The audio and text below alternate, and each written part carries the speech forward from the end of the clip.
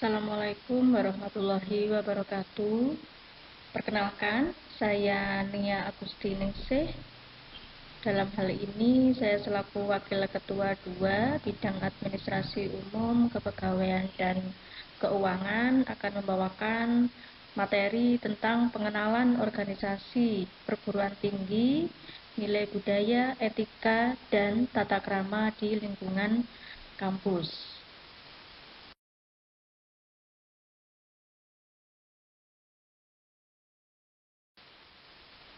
Baik, untuk selanjutnya, slide pertama, ini kita pengenalan tentang apa sih mahasiswa ya. Jadi mahasiswa itu tentunya sudah berbeda dengan siswa, baik itu ketika di SD sampai dengan SMA.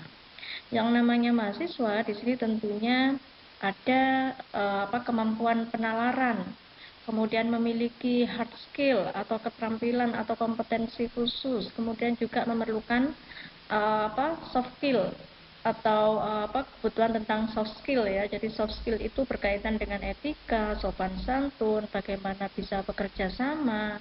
Sedangkan hard skill itu kalau di keperawatan contohnya teknik injeksi atau teknik menyuntik yang benar itu bagaimana, teknik pemasangan infus yang tepat sesuai prosedur itu seperti apa, itu termasuk dalam hard skill. Jadi dengan adanya kemampuan penalaran, hard skill dan soft skill, kita di sini sebagai insan akademis. Jadi harus memiliki 3 hal tersebut. Kemudian di samping itu mahasiswa tentunya juga harus melakukan pengembangan minat dan bakat. Contoh, mahasiswa yang minat atau memiliki bakat dalam bidang seni bisa mengikuti seni di paduan suara atau mungkin seni tari dan yang lain-lain sesuai dengan minat dan bakat dari masing-masing individu. Sehingga inilah yang dikatakan mahasiswa tentunya yang utama adalah berkaitan dengan konsep atau ciri-ciri yang ada dalam insan akademis, yaitu memiliki kemampuan penalaran, hard skill, dan soft skill.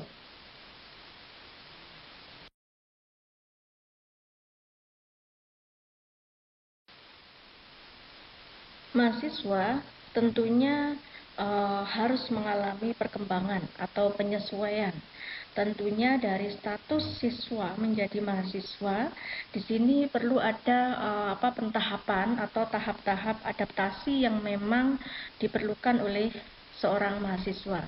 Jadi biasanya di tahun pertama itu biasanya berkaitan dengan pembentukan jati diri. Jadi mulai ada perubahan mindset mahasiswa baru ya. Jadi budaya belajar dan bersikap di lingkungan kehidupan kampus. Jadi ada perubahan. Jadi bagaimana belajarnya atau budaya belajarnya, bagaimana bersikap di lingkungan kehidupan kampus tentunya akan berbeda dengan ketika berada di sekolah. Kemudian di tahun pertama ini biasanya juga berkaitan dengan mengetahui diri sendiri dengan baik. Jadi upayakan adik-adik mulai dari sekarang harus sudah mulai menggali apa sih kekuatan, kelemahan yang ada di dalam diri kita. Sehingga dengan kekuatan atau kelebihan yang kita miliki, itu kita akan memiliki peluang. Sehingga peluang saya ini apa dibanding dengan teman-teman saya yang lain. Kira-kira apa ancaman yang saya miliki? Jadi dengan adanya kelemahan yang bisa menyebabkan adanya ancaman, sehingga di sini kita membutuhkan apa sih kelebihan kita. Contoh, kelebihan saya adalah di bidang non akademik.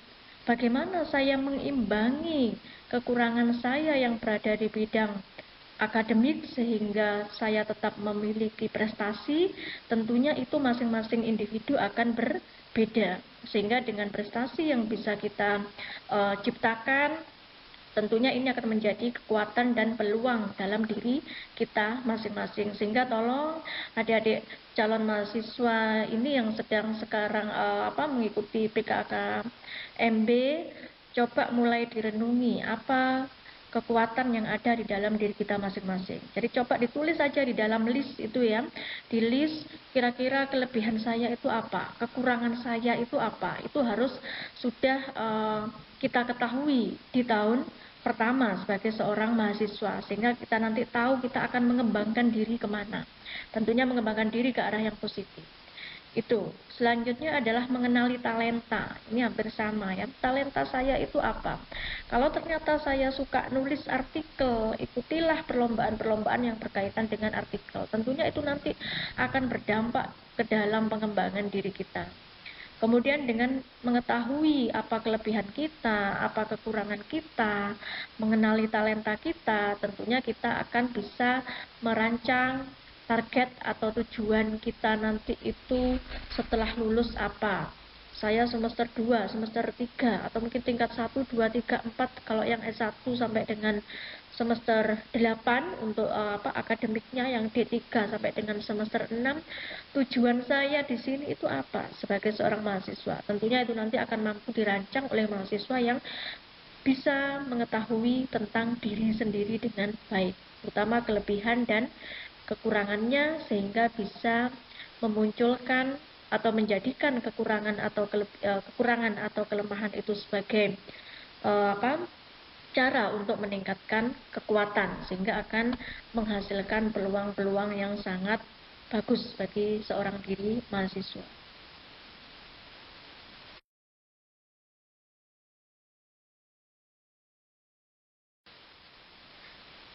Dalam pencapaian soft skill, salah satu indikatornya, jadi ini ada beberapa indikator, ada 4 indikator, salah satunya adalah berkaitan dengan mindset, bagaimana cara berpikir, budaya dan etika di perguruan tinggi itu seperti apa. Tentunya kita sudah mulai bisa mengenali contoh ketika kita mau menyampaikan pendapat, atau mungkin kita ada perbedaan pendapat dengan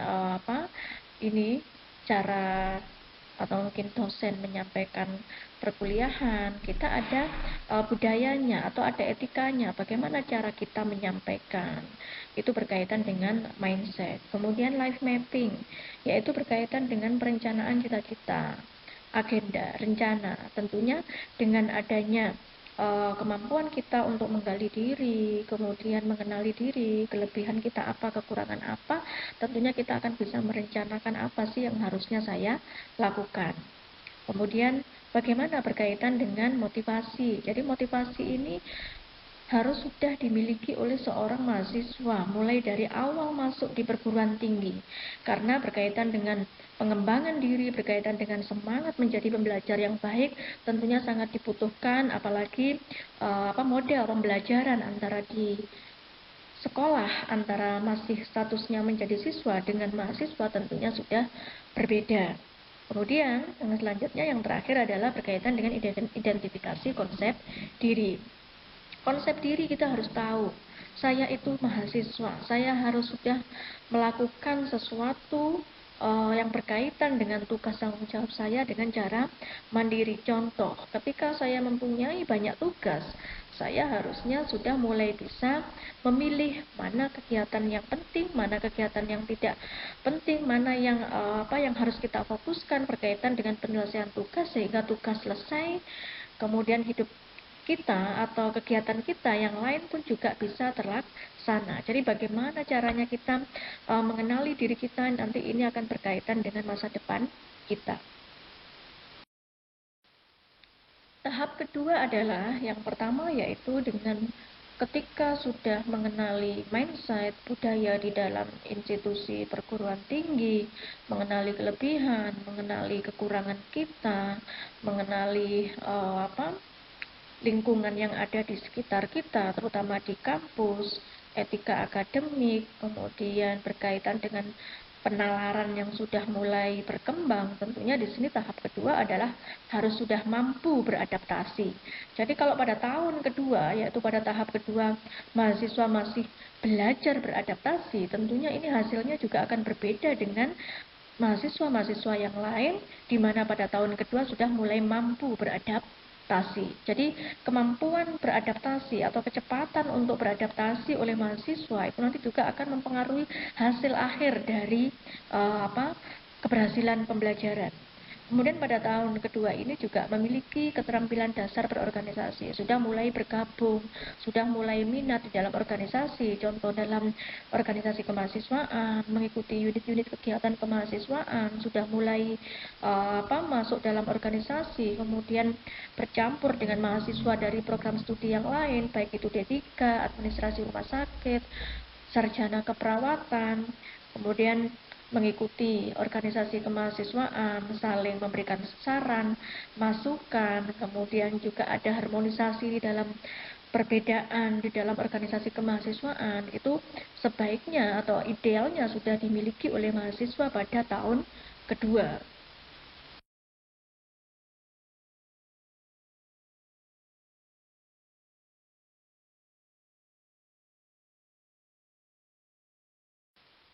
Selanjutnya apa pencapaiannya? Pencapaian dari tahun kedua ini apa indikatornya?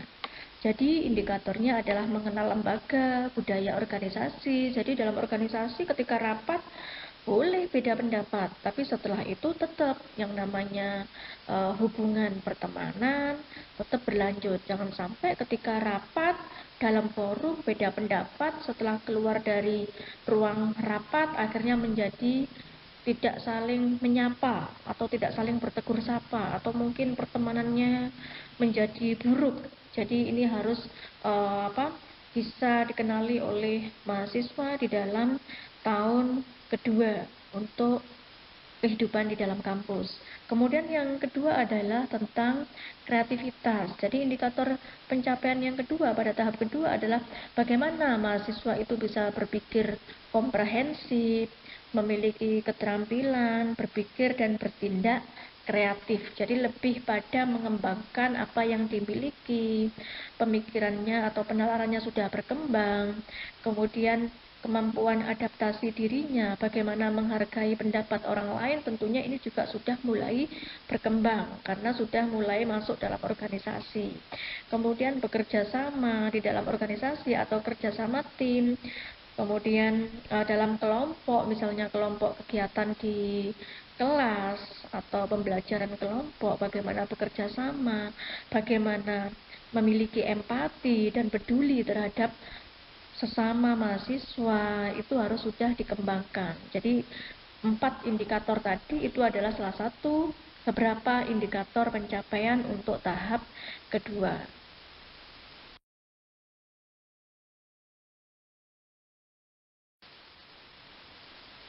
Tahap ketiga adalah kalau tadi di tahap kedua itu sudah mulai mampu mengenali organisasi, termotivasi mengikuti organisasi, tahap ketiga ini sudah masuk dalam pelibatan organisasi.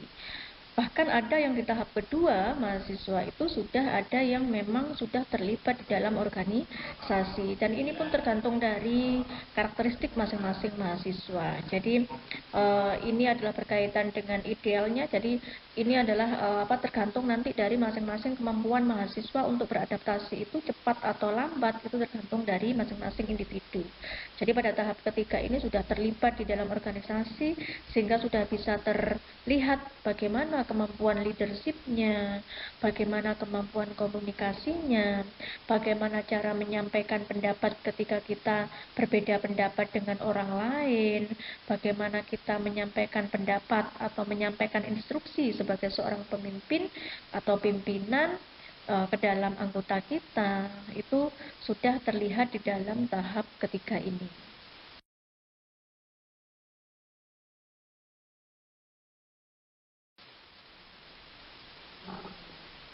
Untuk indikator pencapaian tahap 4 atau di tahun keempat, kalau untuk mahasiswa D3 tentunya sudah harus tercapai di tahun sebelumnya. Jadi tentunya di sini untuk indikator pencapaian-pencapaian tadi atau kehidupan di kampus itu seperti apa, bagaimana adaptasi kita, itu cepat lambatnya tergantung dari individu atau diri kita masing-masing. Semakin kita cepat beradaptasi di tempat yang baru, tentunya ini juga akan membawa atau mempengaruhi keberhasilan kita di akhir pembelajaran menjadi seorang mahasiswa. Jadi untuk di tahap keempat ini harusnya sudah mulai terlihat sosial skillnya bagaimana kita bisa berorganisasi, bagaimana kita bisa berhubungan dengan semua insan akademis, baik itu mahasiswa, tenaga kependidikan, kemudian tenaga pendidik yang ada di Stikes Kepanjen, maupun hubungan kita dengan mahasiswa-mahasiswa lain yang di luar Stikes Kepanjen. Dalam hal ini adalah bagaimana kemampuan kita untuk networking atau melakukan jejaring, bagaimana kita membina hubungan atau membina hubungan tidak hanya antar mahasiswa yang ada di Stikes, tapi juga antar mahasiswa yang ada di luar Sekolah Tinggi Ilmu Kesehatan Kepanjen. Bagaimana keahlian atau kemampuan kita dalam entrepreneurship, tentunya di sini akan tercapai di dalam tahap 4.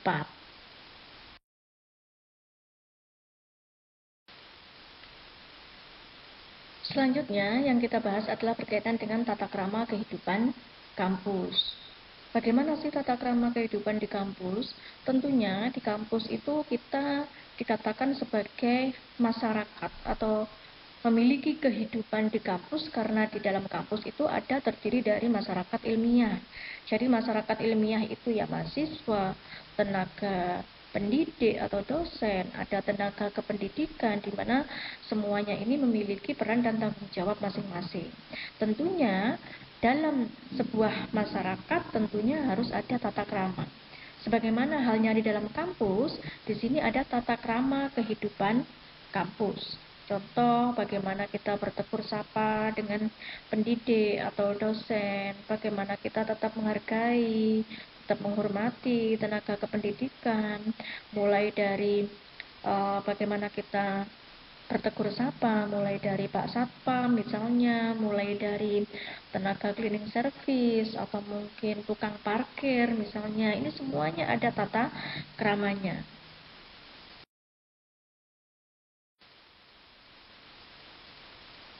Ini adalah penjelasan detail tentang tata krama kehidupan kampus tadi, bahwa apa sih masyarakat ilmiah itu? Masyarakat ilmiah itu adalah masyarakat yang memiliki sifat ingin mengetahui fenomena. Di sini kita ada mahasiswa, ada dosen selaku tenaga pendidik, tenaga kependidikan, kemudian melakukan kegiatan pengkajian ilmiah, memiliki kemampuan menganalisa atau menganalisis. Contoh, ketika mahasiswa ada pasien dengan diagnosa medis diabetes mellitus misalnya, kemudian ada gangren, padahal pasien ini sudah mendapatkan pengobatan dari tenaga medis untuk pengendali gula darahnya, dari keperawatan sudah diberikan terapi rawat luka dengan memperhatikan prosedur aseptik misalnya, kemudian dari gizi juga sudah dikendalikan mengenai makanan-makanannya. Tapi kenapa ini pasien kok gula darahnya masih tetap tinggi? Jadi mahasiswa dengan adanya kasus seperti ini harus mampu melakukan analisis, mampu melakukan pengkajian-pengkajian tadi, sehingga kita bisa menentukan, oh ternyata pasiennya itu sedang memikirkan anaknya. Dalam hal ini berarti ada stres, kaitannya dengan psikologis. Kalau kita kaitkan dengan hormon yang ada di dalam tubuh, tentunya dengan adanya stres ini bisa meningkatkan gula darah. Sehingga, oh kenapa? Ini gula darahnya sudah dikendalikan melalui pengobatan atau obat, sudah dikendalikan melalui perawatan, luka sudah dikendalikan melalui gizi, tapi lukanya kok sulit sembuh, gula darahnya tinggi terus. Bisa jadi disebabkan oleh karena stres atau kondisi psikologis. Jadi masyarakat ilmiah itu dalam melakukan membuat kesimpulan tentunya harus membuat hipotesa dulu, melakukan pengkajian, melakukan analisis. Selanjutnya adalah berkaitan dengan tradisi dan kebebasan akademik. Jadi masyarakat akademik di kampus, tadi dosen, mahasiswa, kemudian tenaga kependidikan, tentunya di sini memiliki tradisi dan peraturan-peraturan.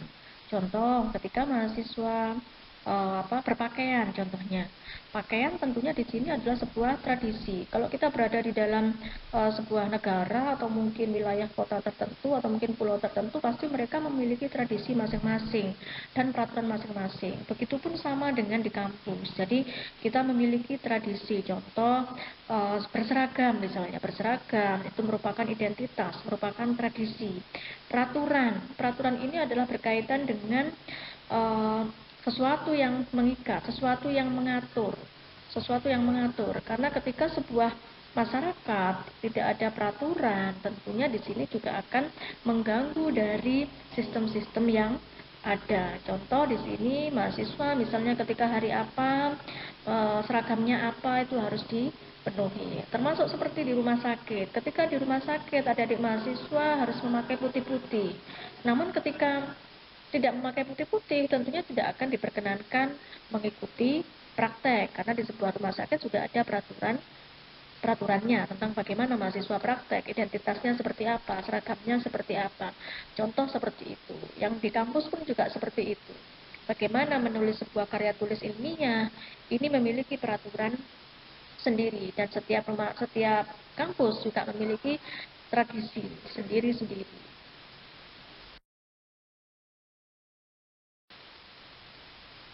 Baik, jadi ini ya untuk kemampuan penalaran, contohnya di sini sumber pikiran dari sumber pikiran sendiri. Jadi kita tidak diperkenankan untuk melakukan plagiasi, terutama dalam penulisan karya ilmiah.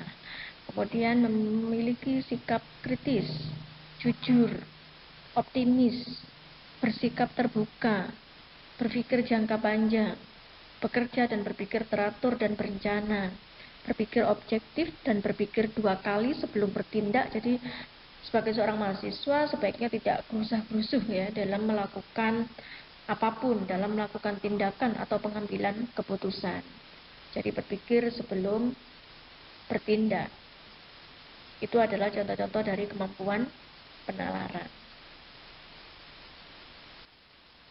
Baik, untuk yang terakhir adik-adik, jadi ini berkaitan dengan budaya, etika, dan tata krama di lingkungan kehidupan kampus. Kesimpulannya yang terakhir, contoh misalnya di sini bertegur sapa dengan baik, baik itu pada tenaga pendidik, tenaga kependidikan, dan mahasiswa lain, sebagaimana yang sudah saya jelaskan pada slide-slide sebelumnya. Kemudian contohnya lagi, berkomunikasi dengan sikap, kata-kata, dan perilaku yang baik kepada seluruh masyarakat yang ada di eh, kampus atau Sekolah Tinggi Ilmu Kesehatan Kepanjen. Jadi masyarakat kampus ya, masyarakat ilmiah. Kemudian memiliki empati, memahami situasi dan kondisi ketika akan berinteraksi, baik itu dengan tenaga pendidik dan tenaga kependidikan. Contoh, ketika adik-adik mau WA, mau melakukan komunikasi lewat WA, tentunya di sini sebaiknya dalam bertegur sapa atau berkomunikasi menyampaikan yang pertama salam, kemudian namanya siapa, mahasiswa semester berapa, jurusan apa, D3 atau S1 keperawatankah, atau administrasi rumah sakitkah. Kemudian selalu awali dengan kata-kata mohon maaf, tujuannya apa dijelaskan. Silahkan selalu juga harapannya diakhiri dengan kata-kata terima kasih. Jadi itu adalah salah satu contoh bagaimana kita berkomunikasi melalui WA. Atau mungkin adik-adik nanti ketika sudah melakukan proses pembimbingan skripsi misalnya atau karya tulis ilmiah, ketika menemui dosen. Ketika dosen itu sedang makan siang misalnya, makan siang di ruangan. Tentunya di sini juga harus mampu melihat momennya. Dosennya sedang makan siang, sebaiknya ditunda terlebih dahulu, tidak dilanjutkan dengan bertanya atau malah tiba-tiba langsung duduk di depan, contohnya seperti itu. Atau meminta tanda tangan misalnya. Minta tanda tangan ketika dosennya sedang jalan atau mungkin dari kamar mandi diikuti terus. Nah, itu juga salah satu hal yang mungkin kurang tepat. Jadi silakan ditunggu dulu dosen ini atau tenaga kependidikan yang lain. Silakan sampai ditunggu sampai duduk di tempat duduknya terlebih dahulu. Baru kemudian bisa ketuk pintu atau menyampaikan permisi atau menyampaikan maaf, tujuannya apa, terakhir terima kasih. Jadi tidak seenaknya kita atau tidak semaunya kita. Jadi paling tidak itu kita juga latihan bagaimana kita menghargai orang lain, kita latihan bagaimana kita memiliki empati yang baik kepada orang lain. Itu tentunya juga harus kita latih mulai dari sekarang ini. Jadi tidak ada kata terlambat, berkaitan dengan budaya, etika, dan tata krama di lingkungan kampus ini, karena mulai dari detik ini apa yang kita lakukan itu nanti pasti akan kita bawa ketika kita praktek ke rumah sakit, bagaimana menghadapi pasien. Karena apa? Karena pasien di sini berbeda dengan mesin.